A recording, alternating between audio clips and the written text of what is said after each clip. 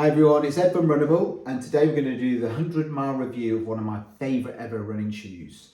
It's a running shoe that I think is very misunderstood. It's one that came out, I think, in 2023. I've used it extensively throughout my marathon training, and also I've used it for a marathon, the Loch Ness Marathon. I've also used it for a 5k, many 5ks actually, park runs. And all in all, I think this is a really good shoe. But I'm going to explain why throughout this review. I'm also going to explain why I think it's been misunderstood, some of the issues that you might have with the shoe, and what I think the shoe would be good for in your rotation, and then finally some of the competition for the shoe. So this shoe, without further ado, is the Adidas Adizero Prime X Strung 2. Okay, so let's go through some of the key features of the shoe. It's a heavy shoe. Let's get that out of the way, the elephant in the room. It's 320 grams in my UK size 9. So for a cushion shoe that arguably was sold initially as a racing shoe, it's very heavy. I think Adidas changed the tune a little bit on that, and they said it was a super trainer after a while. I think because of the mixed reviews. I think the weight, unfortunately, has meant that this shoe has been very misunderstood. And we'll go through that in a bit, what I mean by that. But I think there's a lot of reviews out there that didn't really give this a good chance, actually, because they immediately saw the weight and thought that's not for them.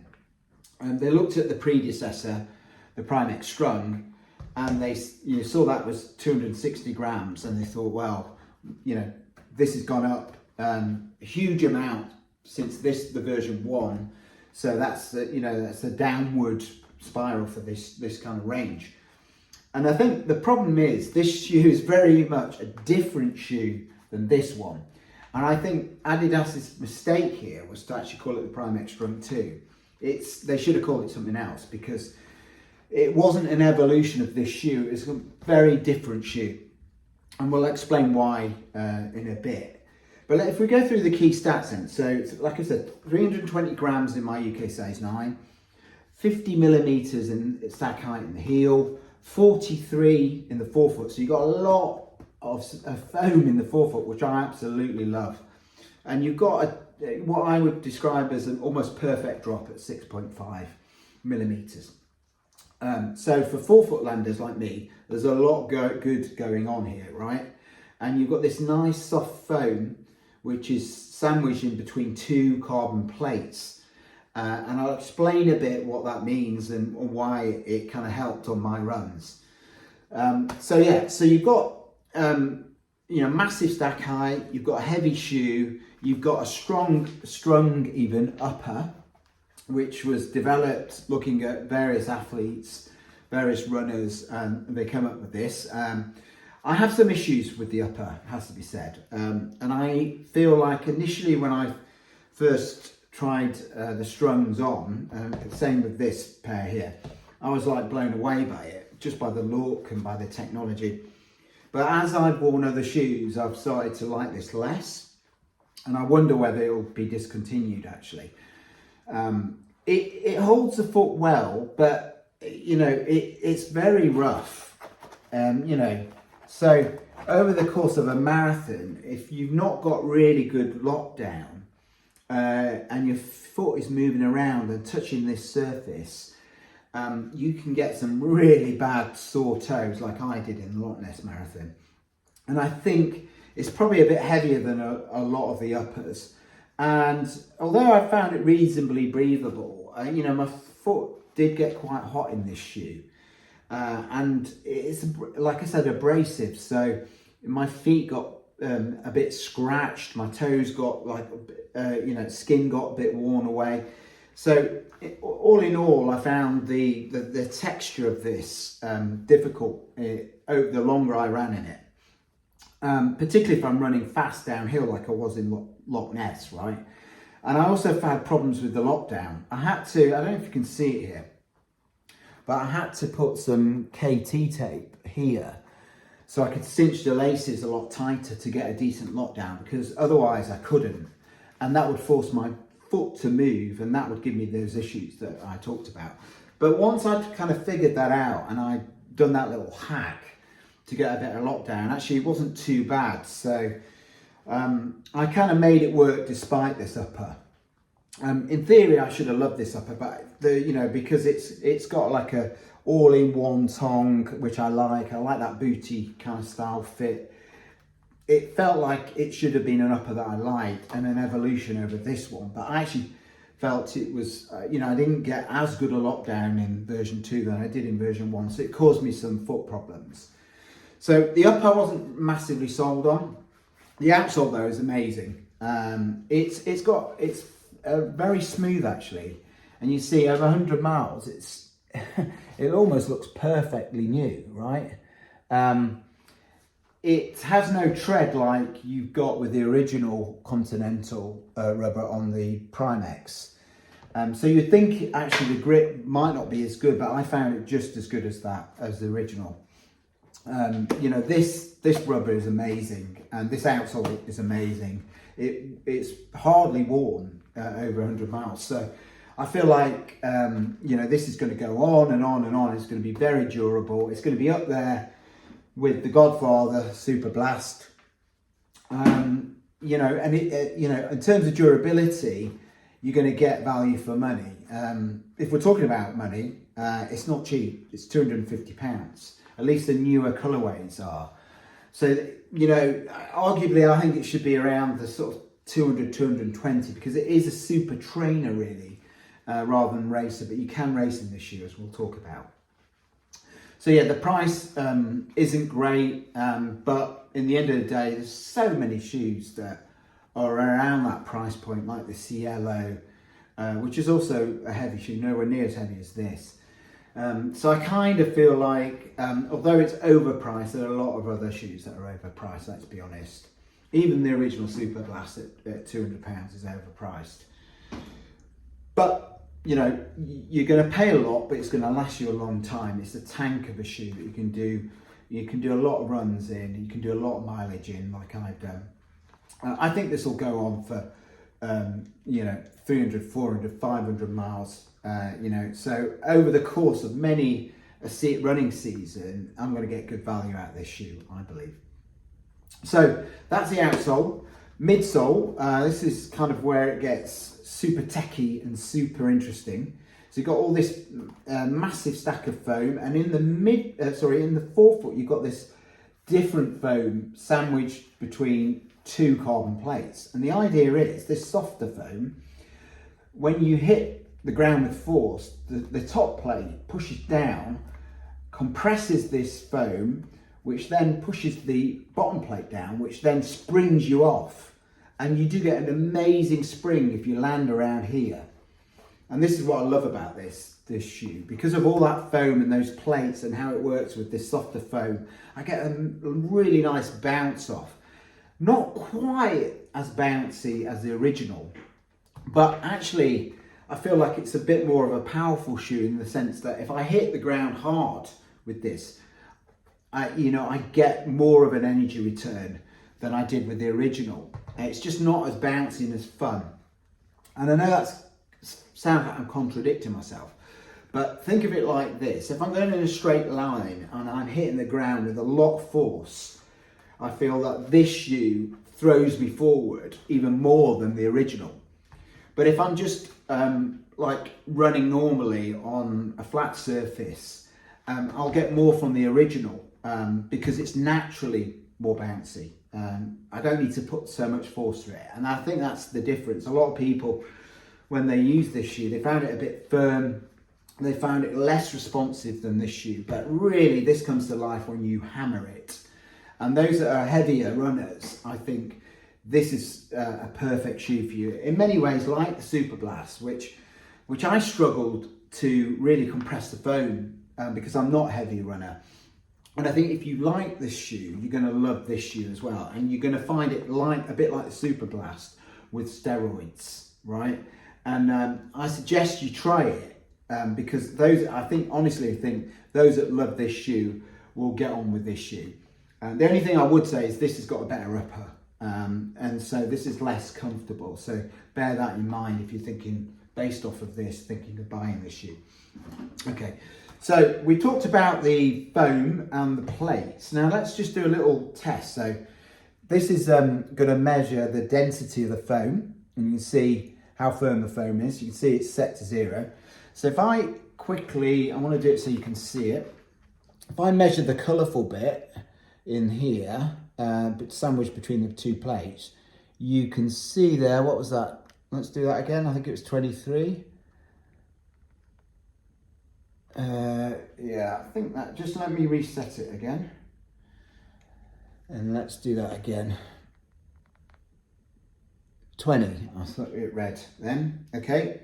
And then let's do the darker area above it, and let's get a reading for that foam.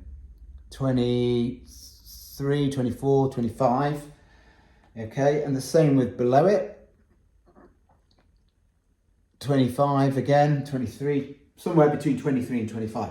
So you can see already that this foam is a different foam, right? It's softer, and I like the idea behind this, and I think hopefully with the version 3, they'll take this on again and make it more of this foam available within the plates. Even make a bigger gap between the plates and add more of this foam. I think that would be great. Can you imagine? It might be a bit uncontrollable, but actually, you know, this is the whole point of these shoes. They're experimental shoes. They're to have fun in. They're not necessary to run marathons in, although I did. You've got to get used to the shoe, and you've got to be able to control it. It's a bit like a stallion that you've got to be able to control in you know, a wild horse, that once you do, it becomes an amazing experience. And this is your stallion, this is your wild horse, and you need to tame it. And I feel like I have over the course of those 100 miles. I feel like there's the odd occasion where I'm thinking, yeah, I'm not wearing this shoe. I'm on a certain, you know, whether it's off-road or, you know, there's loads of tree roots and stuff like that. It's, you know, if I land funny on this shoe, it's going to shoot me off in different directions. That said, it is more of a stable shoe than the original. It's got a wider platform, if you have a look. So it doesn't really, you can't really see so much here, but, you know, trust me, it's definitely got a wider heel. This will show it more. Yeah, it's got a wider heel. It's got definitely a wider forefoot, although only marginally wider, but it has got a wider forefoot, and it just feels a little bit more grounded. And that sounds crazy given the fact it's 50 millimeters of stack, but you feel a little bit more connected to the ground than you do with this thing, which feels like you're on stilts, to be honest. So this is definitely more stable and more suitable for heel strikers because you've got a wider heel here. Whereas the original, I just didn't think was suitable at all for anyone who's a heel striker. Both very good for forefoot strikers. Okay, so over the 100 miles, I've used this for countless long training runs, marathon training runs, where I've gone at marathon pace or faster, and this has been superb. I've used this, like I said, for Loch Ness Marathon, and here's the thing, I got injured in that marathon. It's nothing to do with the shoe. I didn't do enough stretching of my calves and whatever, and going down the hill after 2 miles of the marathon, I got injured. And this shoe, I'm convinced this shoe got me through that marathon because it allowed me to cruise with this injury and just keep going. It kept popping me forward even though I was hurting. And I ended up with a time of 3:05, which is at the time, this is in 2023, October, was only 1 minute behind my PB. That was, you know, a few months earlier in Boston in April, which was 3:04. So, you know, I was convinced after that marathon that this could be used as a marathon shoe. It did not feel to me overly heavy when I was running it because of the energy return. And one day I will run in this again, you know, whether it be a half marathon or marathon, I'll do it again. The only downside is the upper, and my feet were a bit of a mess after that marathon. So I would probably have to tape up my feet, or now that I've figured out this KT tape, maybe my lockdown will be better. You know, my feet won't get so smashed against the bottom here.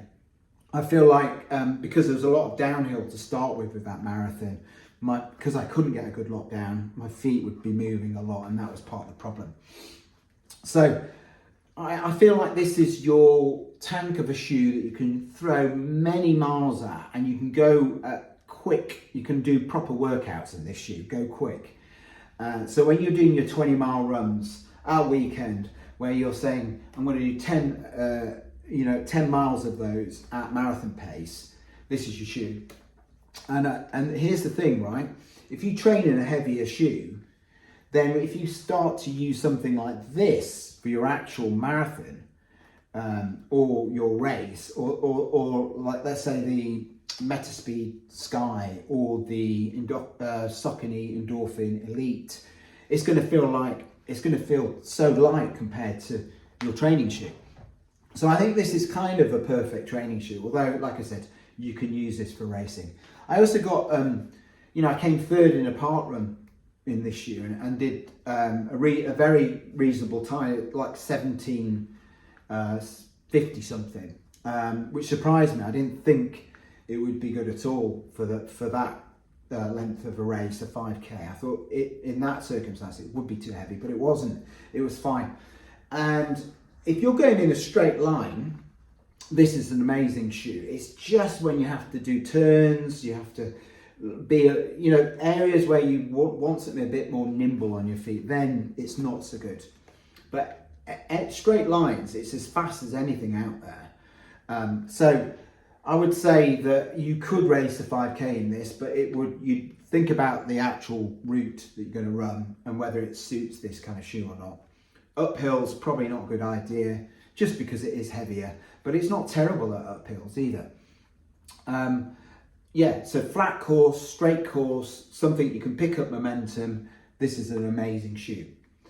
So, what are the other options? Well, you've got the original, right? And the original is fun. It's probably more fun than this shoe. I'd say probably slightly less durable and definitely less stable.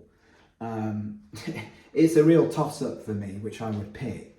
I think if you twisted my arm, I'd probably just go for this, because it's the original, it's the shoe I fell in love with, and it's lighter, and it's, I'm going at marathon pace. This is super bouncy. I'm not having to hit the ground really hard in this shoe to get that energy return, whereas this is an all-out shoe. And I feel like you're going to get more out of this when you're really smashing into your stride and your 4-foot striker as well. But it is more stable. So I think this one's a bit more versatile, if I'm being honest. And then your other option is the Super Blast, which is an amazing shoe. All I would say is that as amazing as this is, if you took price aside, because this is £50 more expensive, I would go with this shoe, and for a couple of reasons. One, I like the fact that it's got the plates and this nice foam that compresses and gives me that propulsion. So I love that. I love the feel of this, and I love the way it shoots me forward. Okay. And secondly, I could race like 5K, 10K, half marathon in this shoe. Whereas I feel like this would only really be a viable kind of half marathon shoe. Anything below that, I think this wouldn't give me the energy return that I need to go as quick as I need to. So I don't see myself ever running a park run in the Super Blast. I know some of you may have, but I don't see myself doing that, whereas I definitely could in this shoe. So they're the kind of reasons. And it seems weird to say that this monster of a shoe with this ridiculous stack height and all this nonsense in the double plates and whatever would be more versatile than a Super Blast. But for me it is. I can use it for a lot of different things, a lot of different racing. Where it's probably not quite as good as a Super Blast. A, the Super Blast is lighter. B, the Super Blast would be better at slower paces. Although even the Super Blast isn't amazing at that. But this is really, a shoe that you want to run quickly in, and it forces you to run quickly in. But both shoes, what I do like about both shoes is when you use them and you check your speed, you're actually going faster than you feel like you're going. So I feel like that's particularly the case in this. When you run in this, it feels kind of effortless to go fast. You do have to put your foot down, but when you do, you just fly, and it feels like you've got no effort. And then you set and you cruise, and you just keep going in this. It's, I suppose, alpha fly like in that respect. You set it and cruise, and I think it's more so than this shoe in that respect. But I love this shoe, and I think it's a legitimate rival. It's cheaper. It's probably more durable, although they're both very durable, and it's a more natural shoe. You know, this has got the 2 plates, and for those that can't handle that, like I said, think Wild Stallion. You know, it's going to have some issues, this shoe. So that's kind of all I want to say. I mean, in summary, for my 100 miles, I've done countless runs in this. It's been absolutely fantastic. I love putting this on. I get a lovely spring when I run in this shoe. I've learned to tame it, and that's something you'll have to do. But once you do, you'll get a lot back from this shoe.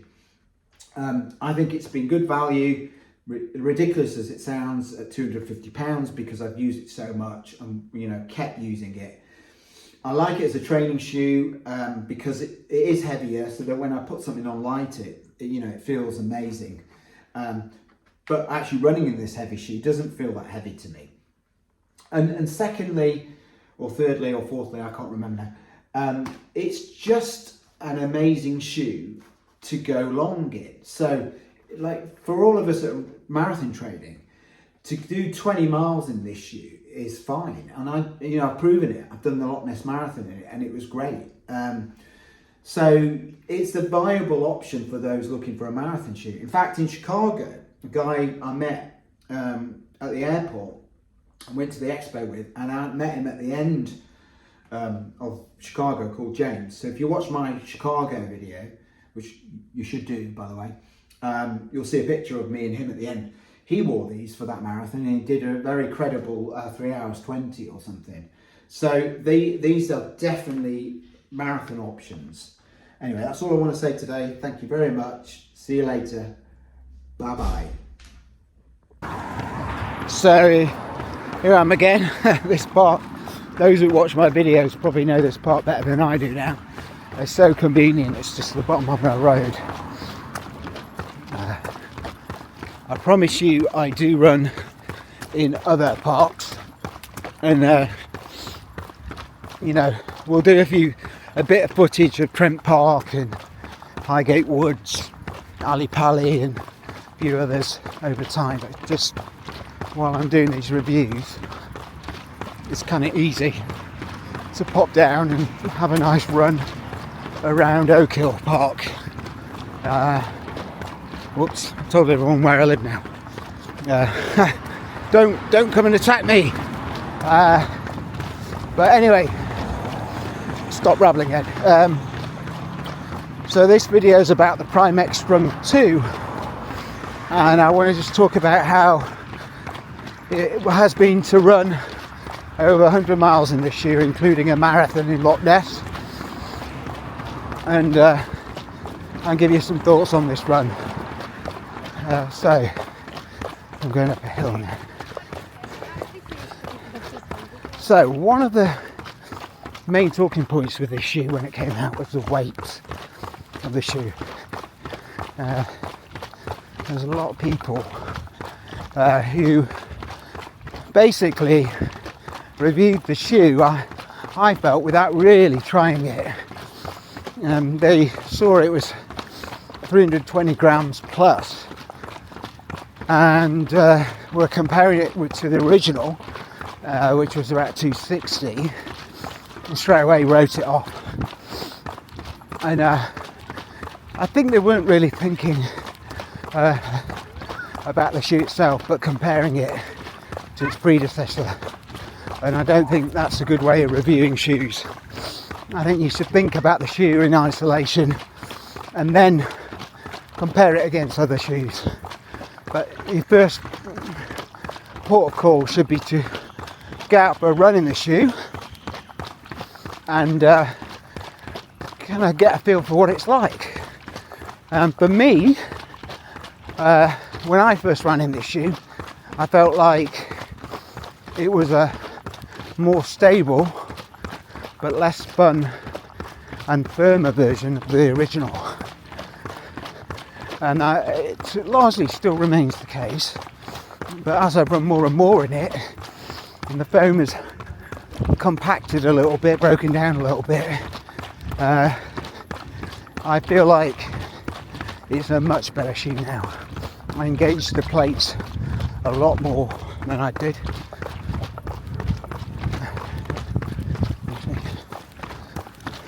I'm by no means a heavy runner, so it takes a while for me to engage the plates, compress the foam enough and break the foam down.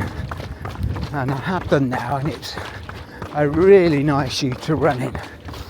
You get this up the forefoot, you get this really nice spring because you've got the two plates, and in between that you've got some really spongy foam that compresses and then bounces back between the plates. Really good idea, actually, and one that I hope they take forward to the next version, whenever that'll be.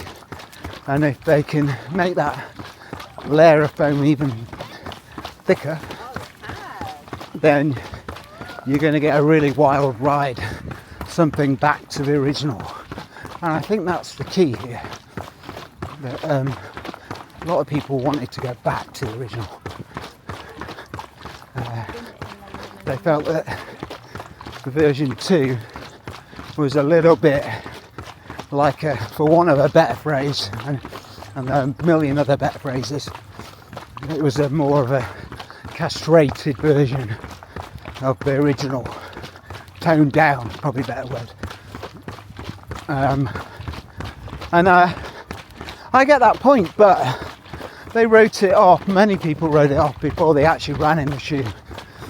And when they ran in the shoe, they were tainted by the fact they'd weighed it. So here's a good thing for all reviewers. I'm not an expert by any means, but I think it makes sense to go run in the shoe before you find out the key stats. That's what I always do. That way you're not influenced at all. And do not listen to other reviews before you run in the shoe. Again, try not to be influenced by others before you've actually used the shoe. That one's tricky because you may use the reviews to see if you want to buy the shoe in the first place, right? I get that, but I do feel that you should definitely have your own guarded thoughts without being influenced by others. So here are my thoughts on this shoe. I finally get to my point. So this for me is an incredibly good long run shoe while you're marathon training. And here's the thing, right? It doesn't matter that it's heavy. Firstly, you get so much propulsion that it doesn't matter it's heavy. You get way more back in energy return than you lose in the weight. Secondly, it's a training shoe, not a racing shoe. I know I ran the Loch Ness in it, and I could potentially run more marathons in it. I've even run a 5k in it and did well in this shoe. But for me, the sweet spot of this shoe is a long distance marathon pace training shoe, or even quicker than marathon pace. Like I said, I've done really good 5k in this. I would happily do a 10k and a half in this shoe as well. So that's the sweet spot. It's not necessarily meant to be your marathon shoe anyway. There are lighter shoes for that. And if you train in a heavier shoe, then when you race in your lighter shoe, it feels amazing. So there's another reason for using a heavier shoe for training. So there's that. I think it's a more stable version than the original, so more people can use this shoe. And for those of us that are a bit heavier, bigger guys, that hit the ground hard, they're like bounders, this shoe comes alive, and they're going to get loads out of this shoe, and they're going to get much more out of this shoe than you do like the Superblast, for instance, which is treated as like a cult in the running shoe world, rather than the pariah status that this shoe was given. So yeah, these are my points, and hopefully they make sense. Now for the downsides. Oh sorry, one upside before we go downside. As I mentioned, foam is great, plates are good. Love that extra layer in between the plates, that really works. Yeah, and the outsole, that's the other thing. Continental rubber outsole has been really good, really grippy, and it's hardly corroded or worn at all. Thank you. Prick. Excuse my French.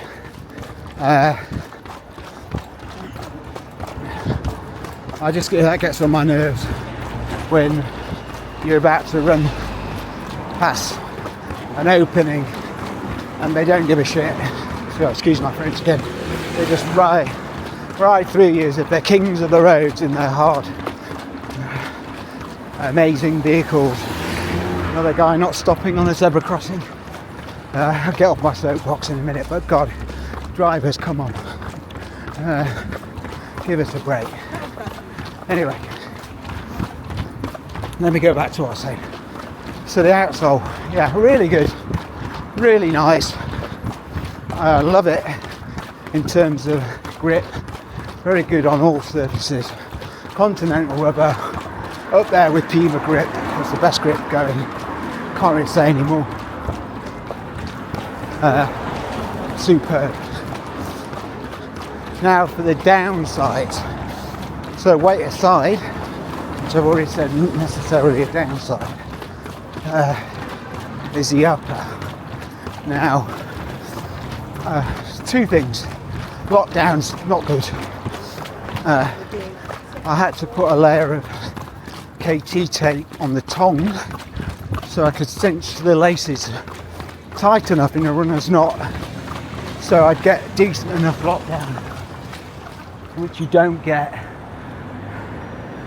Thank you. Look, somebody who's nice and somebody who's nice. Driver.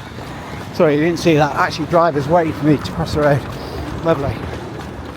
Not so. I take it back. Not all drivers. Anyway, going back to what I was saying. The lockdown was poor and still is poor, and I've had to do a workaround to alleviate that. And so Adidas hopefully will fix that in the next version. Either provide an extra layer on the tongue so we can cinch it hard, tightly rather, or do something about the lockdowns to make it better.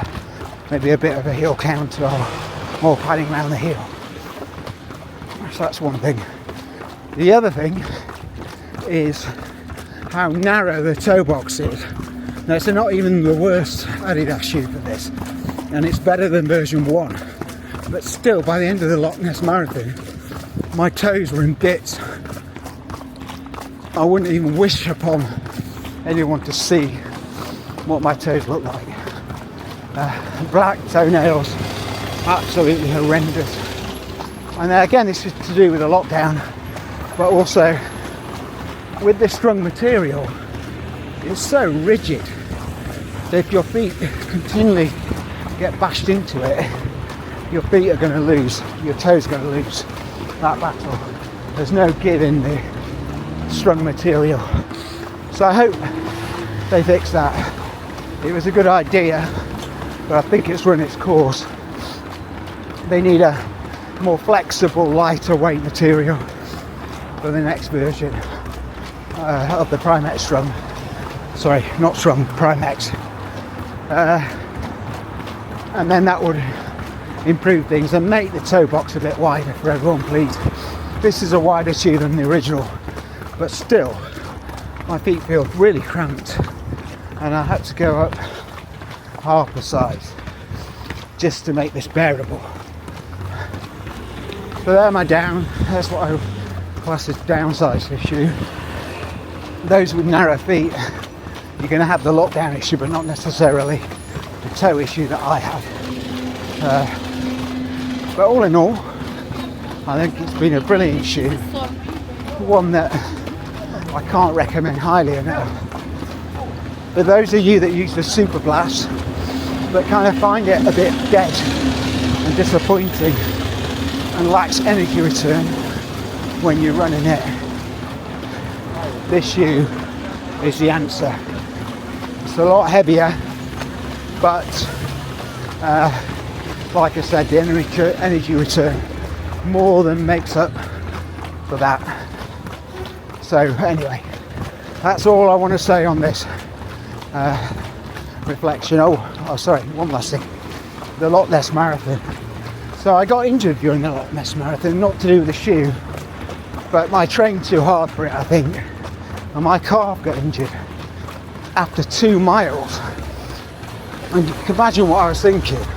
Oh my God, what am I going to do? And I'll tell you something else. This shoe saved my marathon because it allowed me, even with the injury, to lock in and cruise. And although PB was out the window, I still managed a time which was my second fastest time at 3:05. And to this day, even with my exploits in Chicago recently, where I ran 2:55, that remains my best run, my run I'm most proud of, because I went through adversity in that run like I've never felt, and this shoe, I think, saved me and made it possible. So another reason why I think the Primex Strung is the most misunderstood, underrated and amazing shoe going. Just fix the upper Adidas, and the next version make it a little bit lighter, yeah? And the next version will be a world beater. That's all. See you later. Bye.